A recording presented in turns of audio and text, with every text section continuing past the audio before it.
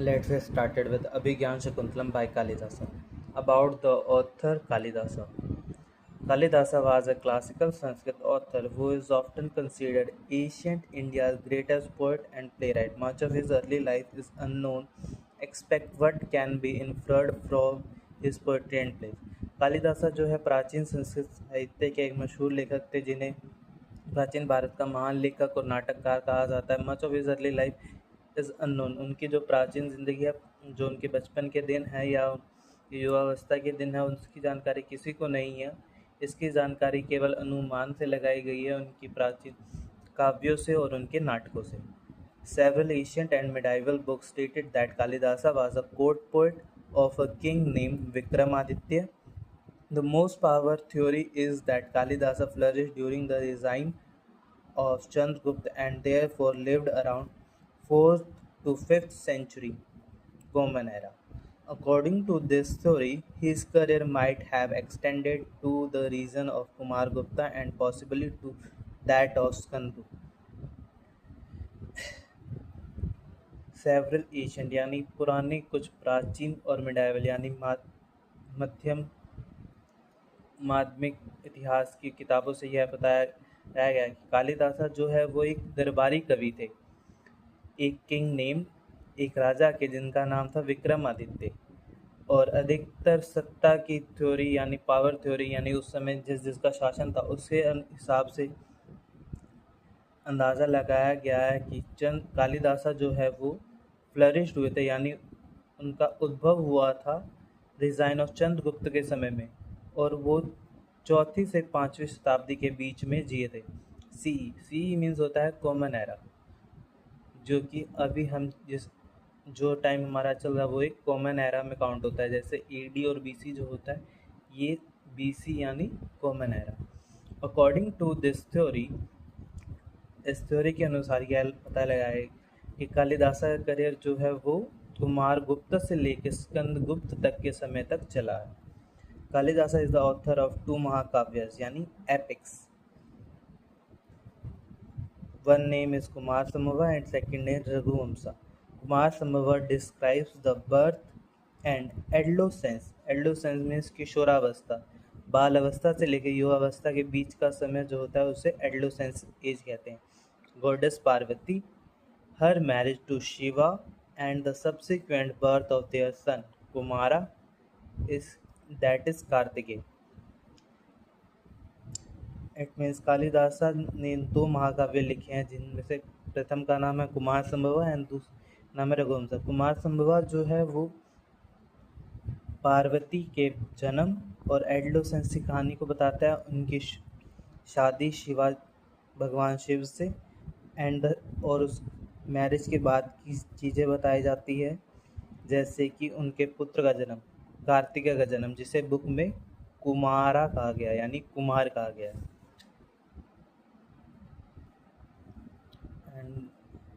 दूसरा महाकाव्य था Raghuvamsha is an epic poem about the kings of the Raghu dynasty. Kalidasa also wrote the Meghaduta, एक खंड काव्य that describes the story of Yaksh trying to send a message to his lover through a cloud. It is one of the Kalidasa most popular poems and numerous commentaries on the work has been written. He also wrote the Sham Mala Dandakam describing the beauty of the goddess. Raghuvamsha जो है वो भी एक epic poem है यानी महाकाव्य है जो कि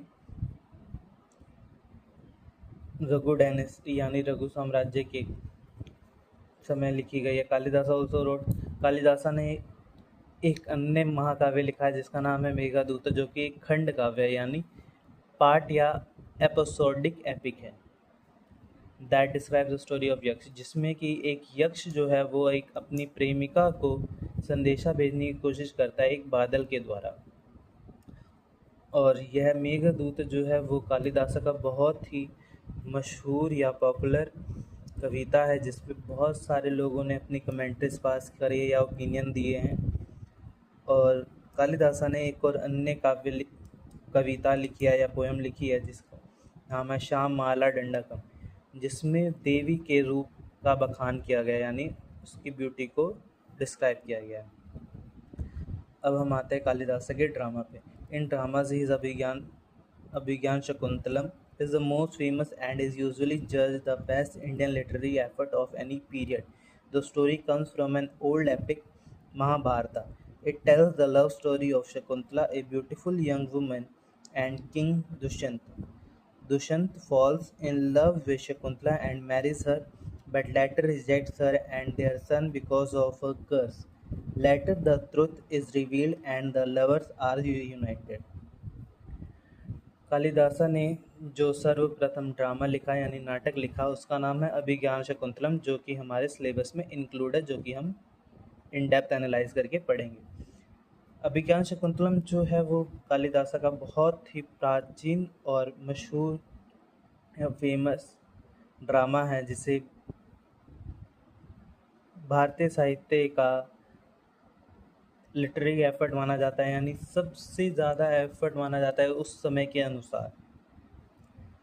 द स्टोरी कम्स फ्रॉम, और जी अभिज्ञान शकुंतलम की जो कहानी है वो हमारे प्राचीन महाकाव्य महाभारत से ली गई है।